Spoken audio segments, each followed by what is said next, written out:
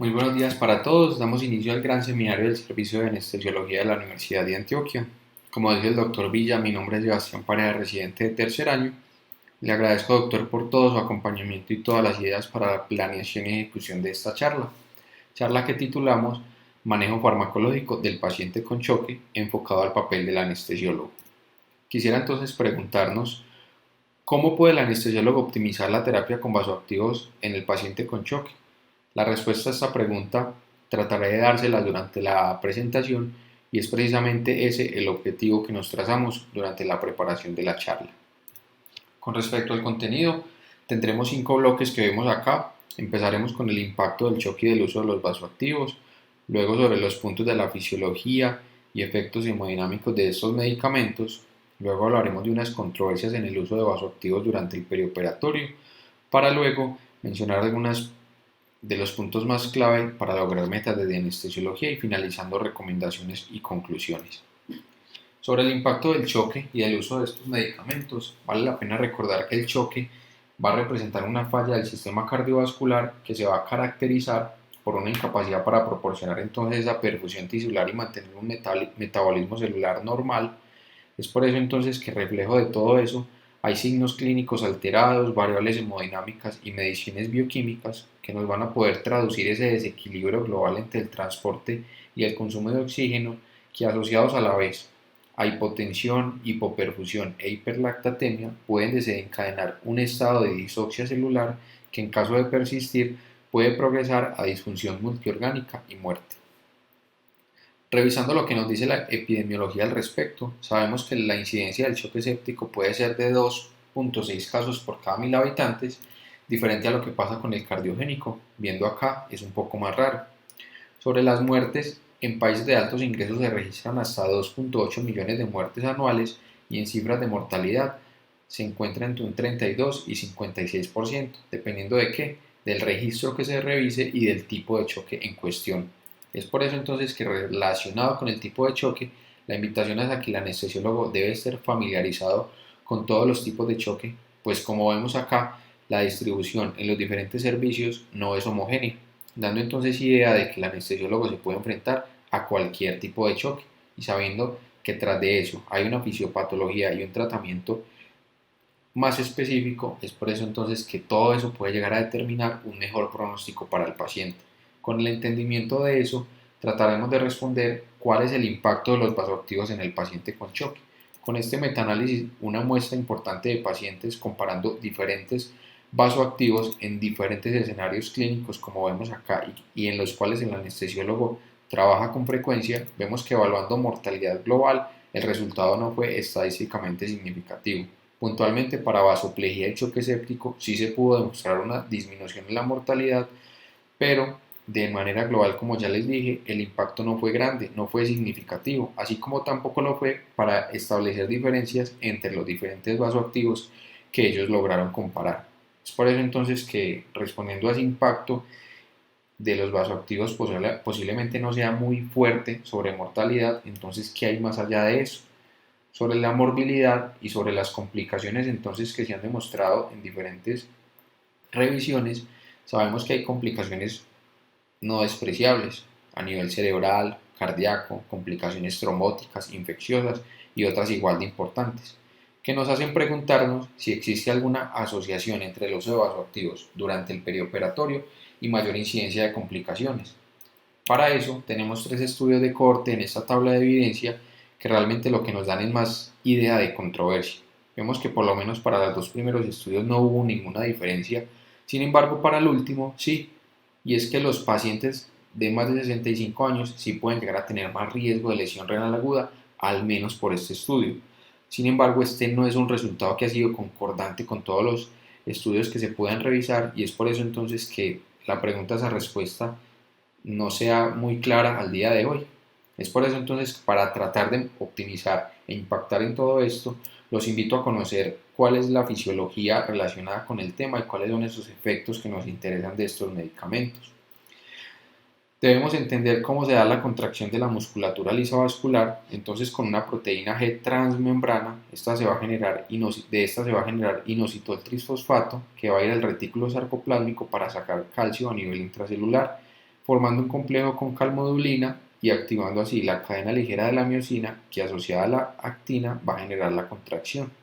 Por otro lado, con los canales iónicos también puede entrar calcio, generando el mismo complejo con calmodulina y activando o mejor fosforilando la cadena ligera de la miosina y así generando también contracción. Acá vemos la explicación cómo mediante estos mecanismos, digamos los receptores beta, podemos llegar a tener aumento del cronotropismo y del inotropismo. Empezando por este último, vemos acá en esta gráfica cómo se va a activar esa subunidad de la proteína G con el AMP cíclico del sitio efector que va a activar la pKa. Esta va a activar entonces dos puntos, el retículo sarcoplásmico y canales iónicos de calcio. Todo esto ¿para qué? Para aumentar a nivel intracelular la concentración de este ion que haga que se contraiga el cardiomiocito y se genere el inotropismo que buscamos. Por otro lado está el cronotropismo. Vemos que con la adenilciclasa se va a activar la AMP cíclico, luego la pKa que va a activar tanto canales de calcio, de sodio y de potasio, y estos dos últimos impactan en la despolarización y la hiperpolarización celular que sabemos son fundamentales para el potencial de acción. Luego, mencionando la síntesis de catecolaminas, vemos acá que todo inicia con el ingreso de la tirosina. Esta se va a hidroxilar y convertir en L-DOPA, la cual se va a descarboxilar para convertirse en dopamina y esta a su vez entrar por diferentes canales vesiculares y convertirse en noradrenalina, como la vemos acá. Posteriormente así difundir mediante diferentes vesículas a los diferentes receptores y a la vez esta noradrenalina por un efecto de metiltransferasa en la alveola sináptica puede convertirse a adrenalina propiamente.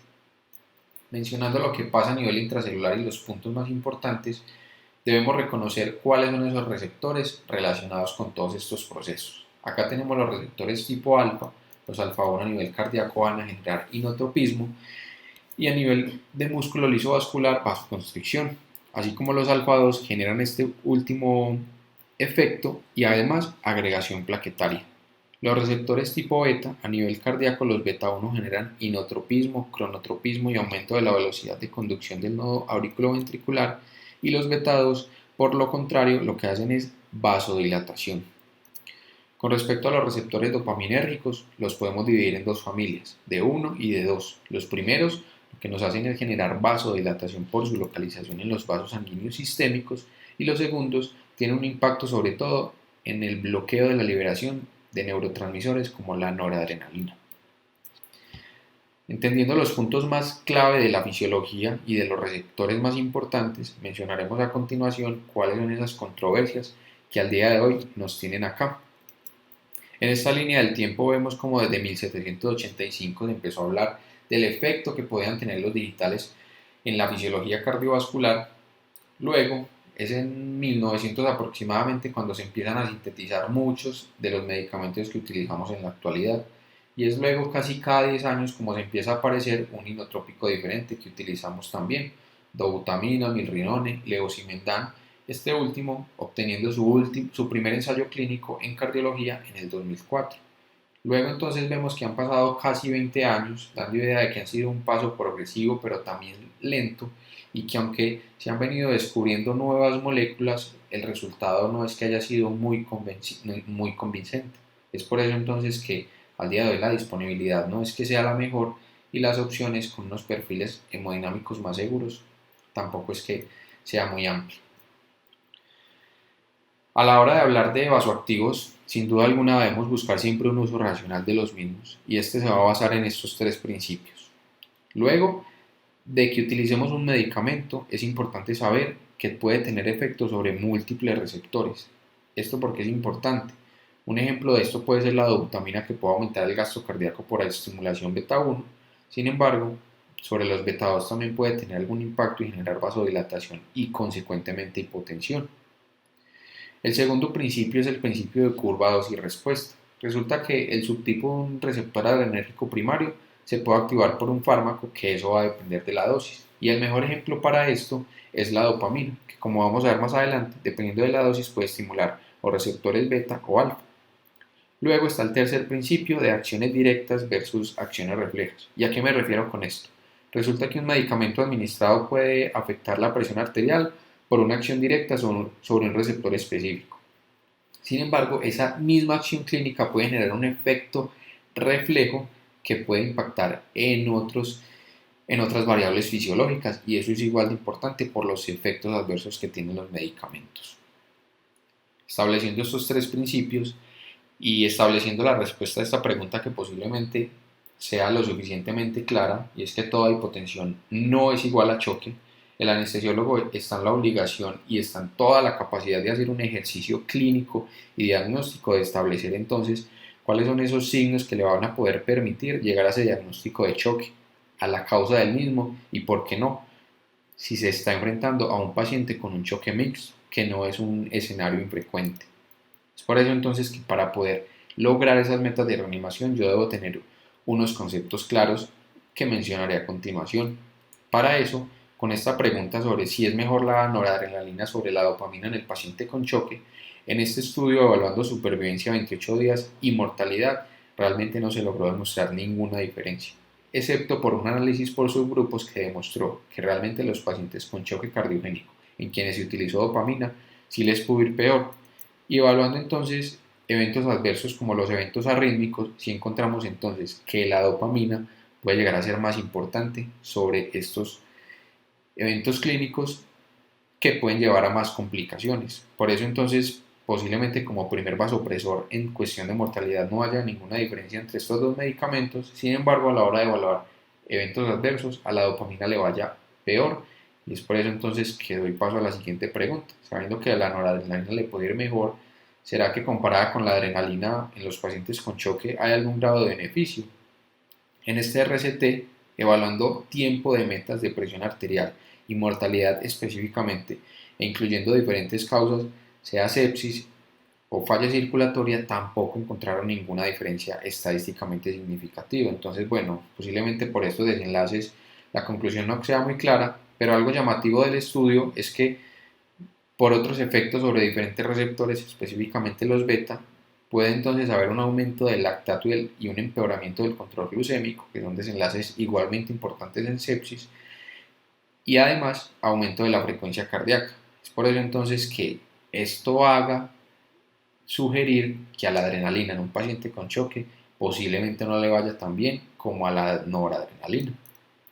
Luego entonces, otro medicamento del que siempre se ha hablado es la vasopresina, y a la hora de compararla con la noradrenalina, en esta tabla de evidencia con tres estudios clásicos, tres RCTs, vemos que a la hora de evaluar mortalidad y eventos adversos graves en el posoperatorio no hubo ninguna diferencia estadísticamente significativa. Específicamente para el síndrome vasopléjico, que tiene unos detalles fisiológicos bien importantes e interesantes, a la vasopresina le puede ir mejor específicamente en este escenario, pero para choque séptico y otros tipos de choque posiblemente no haya ninguna diferencia. Es por eso entonces que también debemos evaluar otros escenarios, como en ese paciente con choque séptico que ya recibe norepinefrina y tiene indicación de un segundo vasopresor. A la hora de comparar cuál es ese mejor coadyuvante, tampoco es que haya mucha claridad. Y esto nos da idea de este estudio, que aunque es retrospectivo, no encontraron diferencias ni en mortalidad ni en complicaciones. En otro escenario, en el paciente con un choque asociado a un estado postparada cardíaca, vemos entonces que, comparando norepinefrina con epinefrina, la epinefrina puede estar asociada a un aumento de la mortalidad, inclusive aumento de mortalidad de origen cardiovascular, cosa que no queremos que pase en estos pacientes, y es por eso entonces que, al menos con este estudio, que aunque es observacional multicéntrico, nos da idea de que posiblemente a los pacientes con norepinefrina les vaya mejor. Dejando entonces este medicamento a un lado, a la hora de hablar sobre la dopamina, este también ha sido motivo de controversia durante muchos años, dando idea de que ¿será que la dopamina a dosis baja se considera nefroprotectora? Para eso, lo que les mencionaba anteriormente, dependiendo de la dosis, podemos tener diferentes efectos. A dosis baja, por debajo de 3 microgramos kilo minuto, la dopamina puede tener un efecto de vasodilatación en diferentes lechos vasculares, entre ellos el renal, y de ahí que salga esa ventaja teórica. Luego, a dosis intermedias hasta de 10 microgramos kilo minuto puede tener un efecto, sobre todo o especialmente a nivel cardíaco, con aumento de la contractilidad, y luego con dosis altas va a primar el efecto en la periferia, es decir, de vasoconstricción.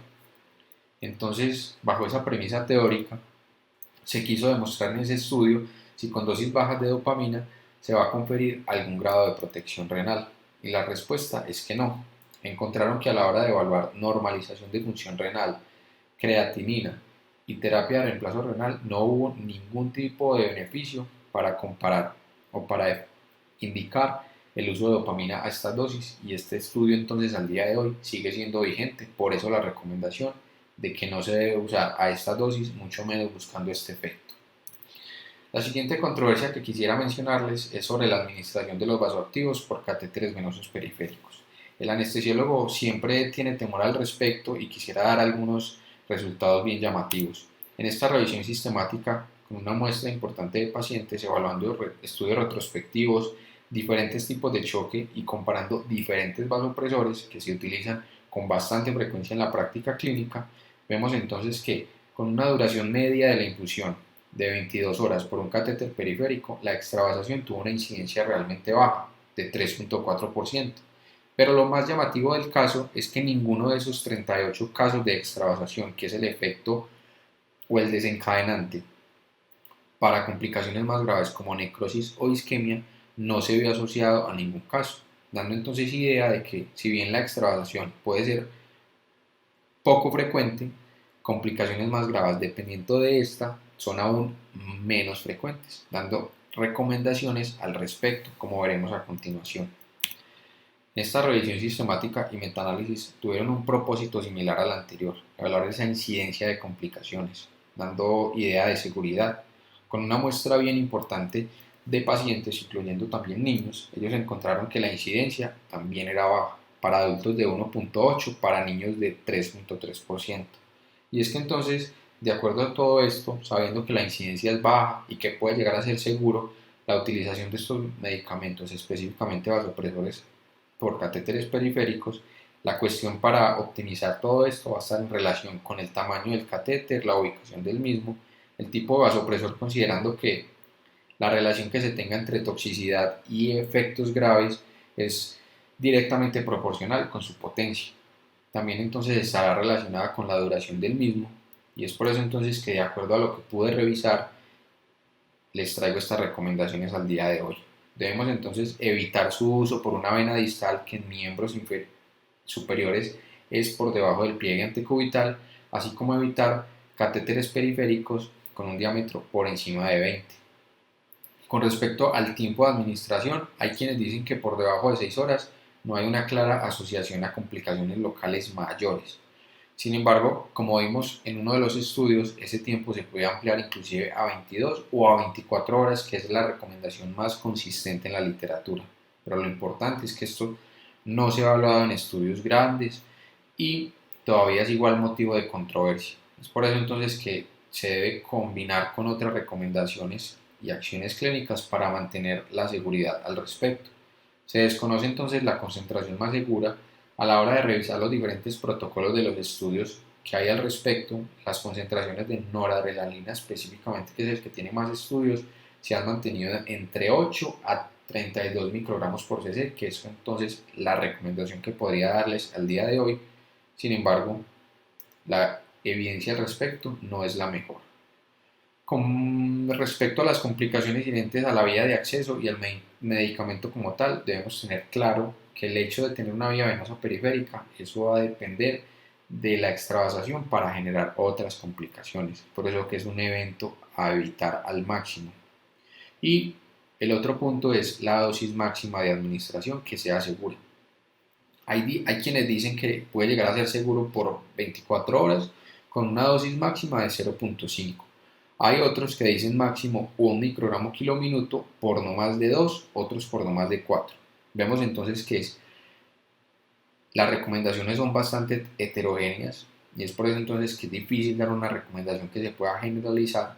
La idea es entonces que tengamos presente que por encima de 1 microgramo kilominuto posiblemente es porque el paciente está lo suficientemente comprometido y debemos avanzar en la monitoría que tengamos y posiblemente a un catéter venoso central, y que además por encima de esta dosis todas las complicaciones, incluyendo mortalidad, se aumentan. Entonces posiblemente no sea lo más seguro. Sin embargo, sí podemos concluir entonces que, dado que hay recomendaciones y que esa baja tasa de eventos adversos se puede mantener, No hay ninguna razón para yo retrasar el uso de esos vasopresores cuando están indicados y el paciente los necesita, así yo no tenga un catéter venoso central. Pasamos a hablar de la fenilefrina, que es un vasopresor bien llamativo desde anestesiología. Sin embargo, hay varios puntos que quisiera tocar. Como agonista alfa-1 puro, sabemos entonces que va a tener una acción sobre una bradicardia refleja que es frecuente en los pacientes, que no tiene efecto inotrópico y que además se ha visto asociado a una disminución del rendimiento ventricular y a un desacople ventriculoarterial, impactando directamente sobre el gasto cardíaco, sobre todo cuando el paciente recibe infusiones. Es por eso entonces que al día de hoy posiblemente no sea la primera línea de tratamiento en los pacientes con choque y que sea llamativamente una opción para los pacientes con taquiarritmias o con obstrucción dinámica del tracto de salida del ventrículo izquierdo, que de acuerdo a su patología es posiblemente un efecto que les beneficie bastante. Sin embargo, a la hora de revisar la evidencia de este medicamento, en estos dos estudios realmente hay conclusiones importantes. Y es que sí se ha visto que de manera independiente se ha visto una mayor mortalidad específicamente en UCI. ¿Y es por qué? Porque los efectos hemodinámicos de la fenilefrina son muy variables y no son predecibles en el tiempo.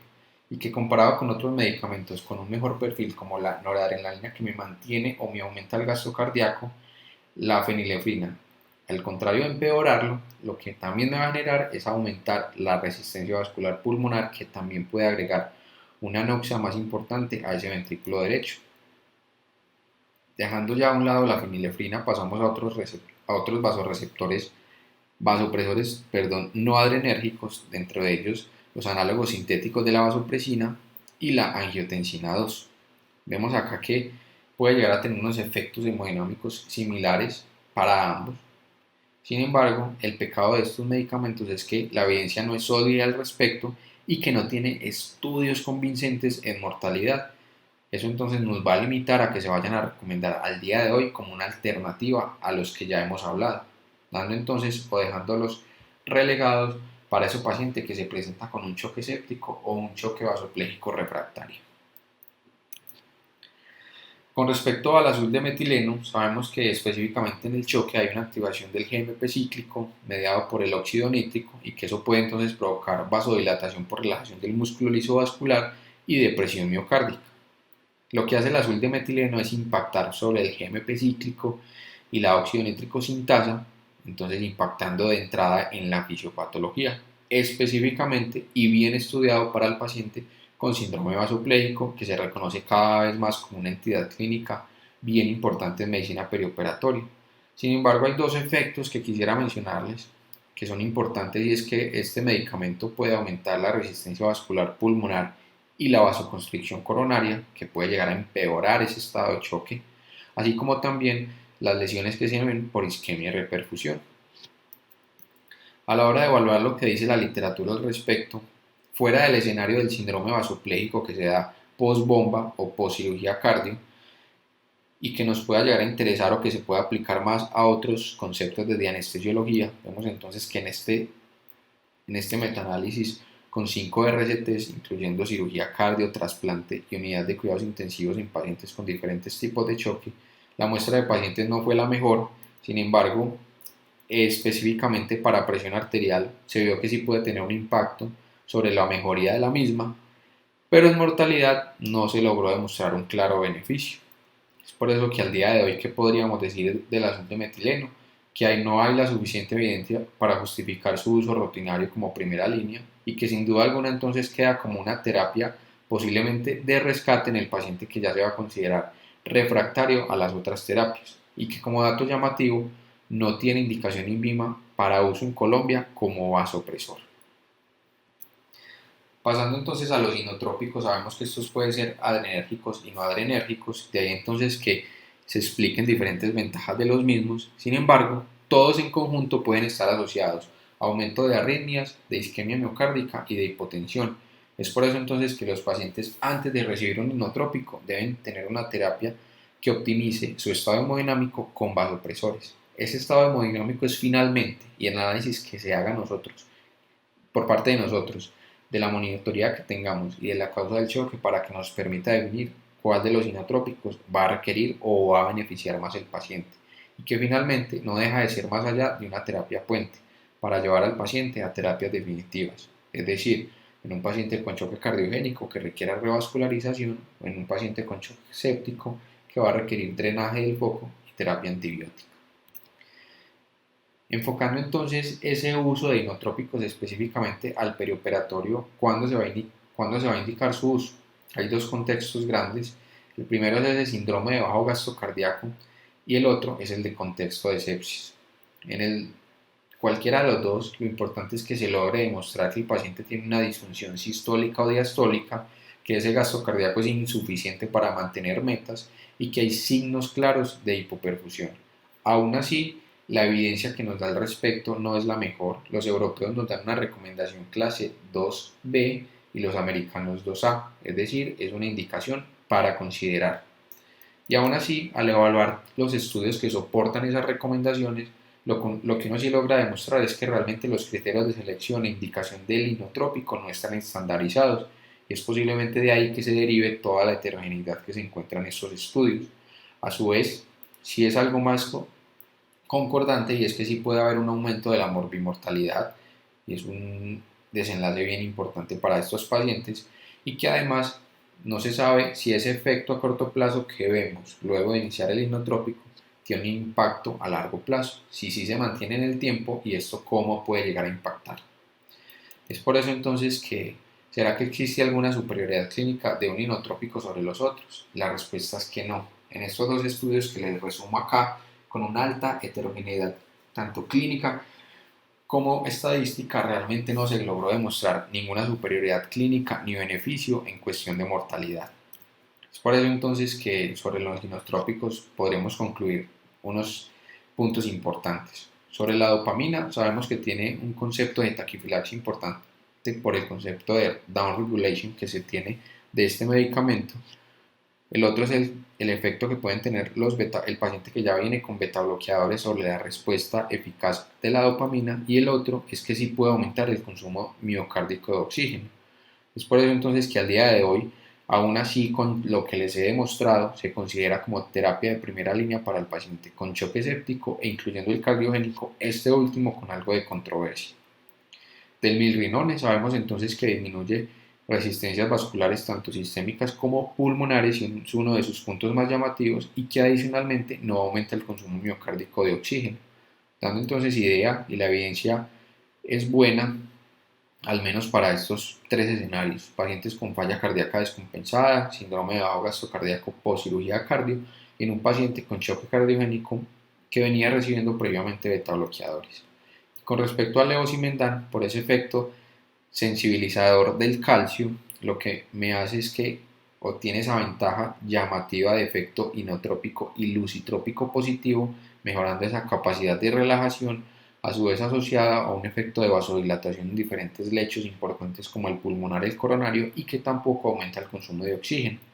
Sin embargo, la evidencia para este medicamento no es la mejor y que de hecho no está aprobado por la FDA, por lo tanto los estudios que uno analice deberían ser sobre todo europeos o de otra corriente diferente, y que al día de hoy realmente la evidencia lo deja para pacientes con falla cardíaca descompensada y como una posible opción para pacientes con choque cardiogénico que venía recibiendo beta bloqueadores. Pasamos ahora al cuarto bloque, en el cual mencionaremos puntos clave para lograr metas. En este punto quisimos hacer una encuesta con nuestros compañeros de residencia, obteniendo algunas de las preguntas que ellos más inquietud les generaba a la hora de enfrentar este tema y que tratamos de dar respuesta. Lo primero es entonces, para tratar de establecer cómo y cuándo vamos a utilizar estos vasoactivos, lo primero es definir que posiblemente para el anestesiólogo en el transoperatorio sea difícil, más allá de la hipotensión y sin medidas invasivas de monitoría, identificar algunos pacientes que ya de entrada presenten signos de choque. Es por eso entonces que desde la sola definición de hipotensión preoperatoria ya hay dificultades. Sin embargo, sin duda alguna, el impacto que se puede tener sobre esta y a su vez sobre la morbimortalidad. Un punto de declive en este punto es que esa hipotensión en el perioperatorio puede ser multifactorial y es ahí entonces de todo lo que nos debemos pegar para el análisis. Y otro punto importante es el análisis que se haga entonces de las curvas que se tienen y de los valores de presión arterial. Es importante conocer y en lo que enfatiza la literatura y los expertos en que nos enfoquemos en dos puntos. El primero, la presión diastólica, que es la clave para la perfusión coronaria, y el otro es el de la presión arterial media. La presión arterial media, que también, como bien es clave para la perfusión, también puede dar idea de otras variables hemodinámicas igual de importantes en estos pacientes. Diferente a lo que pasa con la presión sistólica, que nos da un reflejo de la compliance importante de los grandes vasos, pero que no va a representar lo que pasa en la microcirculación. Entonces, tratando de evaluar, bueno, ya sabemos cómo podemos optimizar algunos de estos puntos. ¿Será que específicamente en el perioperatorio y en pacientes en cirugía que reciben vasoactivos esto tendrá algún impacto? Posiblemente sobre mortalidad el resultado es concordante y ya se los he venido mencionando y no hay ningún impacto. Sin embargo, cuando hay una verdadera indicación y se monitoriza adecuadamente el paciente y se indican estos medicamentos, las complicaciones posoperatorias, de acuerdo a lo que nos demuestra este estudio, sí se pueden disminuir. Ya en otro punto, respecto al uso de inotrópicos, quisiera darles esta recomendación que funciona a modo de conclusión sobre el uso de inotrópicos. Queremos entonces un balance entre resistencias vasculares y el trabajo ventricular. Sin embargo, eso es difícil de lograr y muchas veces entonces específicamente para el perioperatorio el paciente que se va a beneficiar más de estos medicamentos es el paciente que se presenta con choque cardiogénico asociado a disfunción ventricular, sea sisto o diastólica, que tiene una reducción clara del gasto cardíaco que va a desencadenar hipoperfusión tisular y tiene a su vez una respuesta inflamatoria, e inclusive en el escenario más avanzado de vasodilatación porque no está compensando el déficit en el gasto cardíaco con aumento de resistencias. Es posiblemente el escenario que va a resumir la indicación de un inotrópico en el perioperatorio. Lo que les mencionaba entonces, algunas preguntas y respuestas, vemos entonces acá como sobre la respuesta al vasopresor y cuál es la primera línea, posiblemente la noradrenalina por todos los efectos y beneficios que les he mencionado sea la mejor opción para iniciar. Cuando establecer un tiempo que responda a esta pregunta es difícil y la mejor respuesta entonces será temprano, y con temprano me voy a referir a diferentes bibliografías que acá les menciono. Algunos dirán 1 hora, 2 horas, otros darán un tiempo más tolerable de 6 horas. Eso dependerá entonces del escenario clínico al cual nos estemos enfrentando para decidir el inicio del mismo. Lo importante es que sea de manera temprana una vez hacemos el diagnóstico.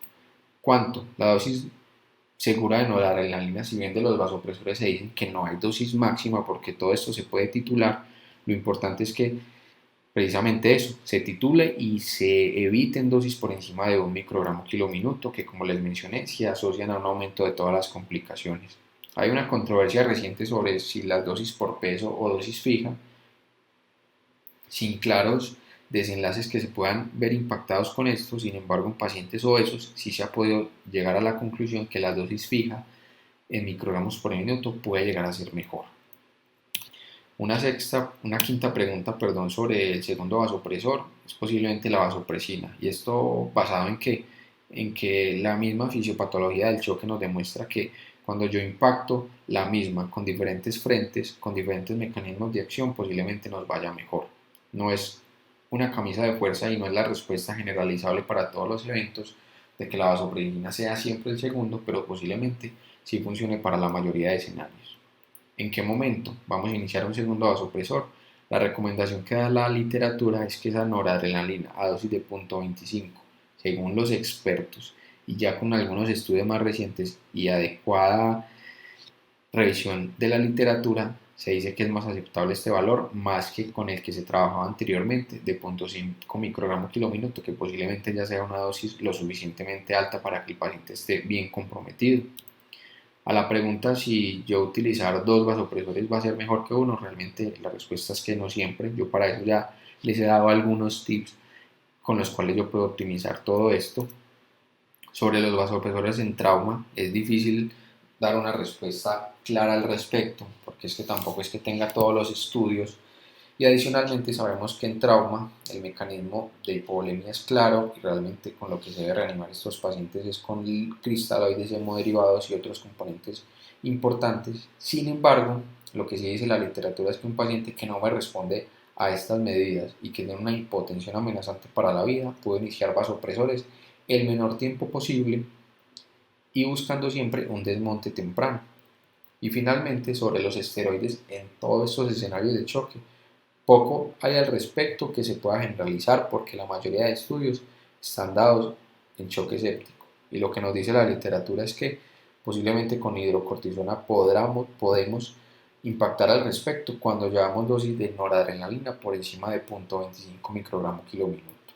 Con todo esto, entonces, ¿cómo logro metas y cuáles son esas metas? Lo que yo me debo proponer entonces es dar un soporte hemodinámico temprano y adecuado para mantener o aumentar el gasto cardíaco en caso de ser necesario y que todo eso en conjunto me lleve a una perfusión de tejidos. Perfusión de tejidos que en la microcirculación puedo evaluar con diferentes marcadores y es por eso entonces que yo para eso me debo individualizar las metas de presión arterial específicamente, posiblemente para la mayoría de pacientes 65 milímetros de mercurio de media sea adecuado, pero todo esto depende del contexto del paciente. Siempre debo evaluar volemia y respuesta a volumen para ver qué tanto le va a servir a mi paciente. Debo hacer seguimiento de esa hipoperfusión tisular. Debo ser racional y concordante, a la vez coherente con lo que estoy haciendo y cuál es la monitoría hemodinámica que voy a utilizar en mis pacientes. Y finalmente un mensaje claro es que yo debo titular, siempre buscando la menor dosis posible para mantener metas y durante el menor tiempo que se pueda. Pasamos entonces al último bloque de recomendaciones y conclusiones. Para eso entonces yo teniendo claro cuáles son todos esos puntos que me pueden ayudar a optimizar la terapia con vasoactivos, debo tener claro a la vez que yo busco tener una población objetivo claramente definida, qué tan alto riesgo tiene mi paciente y cuál es posiblemente la causa del mismo, el momento del mismo. Posiblemente sea difícil determinar el momento más adecuado para todos, pero entre más temprano se inicie, cuando están indicados, posiblemente sea lo mejor. Luego entonces el tipo de intervención y en relación a ello, cuál es la variable que yo voy a buscar modificar y cuál es el valor también que estoy buscando. De acuerdo a lo que revisé en la literatura, les traigo esta tabla de recomendaciones en las cuales van a encontrar la dosis de cada medicamento, la forma de titulación y la indicación que al día de hoy puede llegar a ser la más vigente. Concluimos entonces que un soporte hemodinámico temprano y adecuado de los pacientes con choque va a ser crucial para prevenir todo ese empeoramiento de la disfunción orgánica y también del desarrollo de la lesión celular irreversible. Como les mencioné durante la presentación, saber y determinar tanto el tiempo como el tipo y la dosis del medicamento es difícil. Sin embargo, cuando yo valoro la necesidad de cada paciente, puedo tener unas acciones más seguras para el mismo. También sabemos que el perioperatorio es un periodo de alta complejidad que requiere un análisis multifactorial de la causa del choque y esto es fundamental para poder ver la mejoría en el pronóstico de los pacientes. Sin embargo, sabemos que no existe ningún vasoactivo que sea mejor que los otros en todos los contextos. Lo que sí existe es un vasopresor que se considere como el mejor en contexto de cada paciente, aunque la decisión sabemos que es compleja.